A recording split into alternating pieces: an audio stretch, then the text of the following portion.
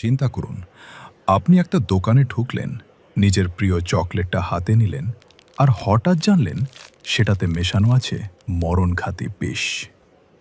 ১৯৮৪ সালে জাপানে এটা কোনো সিনেমার গল্প ছিল না। পুরো দেশ তখন এক জ্যান্ত দুঃস্বপ্নের মধ্যে দিয়ে যাচ্ছিল।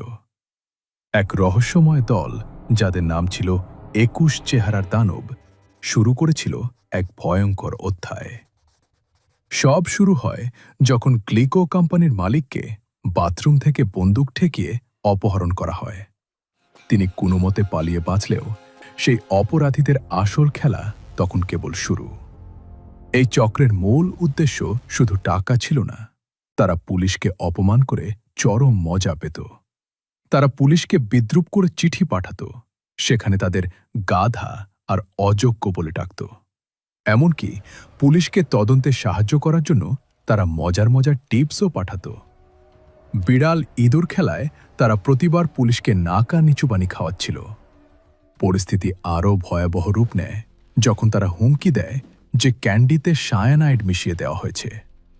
আতঙ্কে সারা দেশের দোকান থেকে সব ক্যান্ডি সরিয়ে ফেলা হয়। এরপর তারা অন্যান্য কোম্পানিকেও টার্গেট করে এবং প্যাকেটের ওপর স্টিকার লাগিয়ে দেয় যাতে লেখা ছিল, সাবধান, এতে বিষ আছে। জাপানের সাধারণ মানুষ তখন একটা চকলেট মুখে তুলতেও ভয়ে কুঁকড়ে যেত।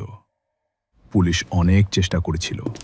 তারা একবার শেয়ালের মতো চোখওয়ালা এক রহস্যময় মানুষকে প্রায় ধরেও ফেলেছিল, কিন্তু লোকটা অন্ধকারের মধ্যে ভোজবাজি মতো মিলিয়ে যায়। শেষে মাসের পর মাস ব্যর্থতার গ্লানি সইতে না পেরে একজন পুলিশ প্রধান নিজের প্রাণ দিয়ে দেন। ঠিক এর পরপরই সেই রহস্যময় দলটা তাদের শেষ চিঠি পাঠায়। সেখানে তারা লিখেছিল যে তারা এখন এই খেলা নিয়ে বিরক্ত, তাই সব শেষ। ব্যাস, এরপর থেকে তাদের আর কোনোদিন দেখা যায়নি, কোনোদিন কাউকে ধরাও সম্ভব হয়নি।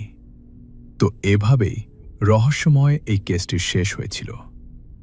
আপনি যদি ভয় পেয়ে থাকেন তবে আমি সত্যি দুঃখিত।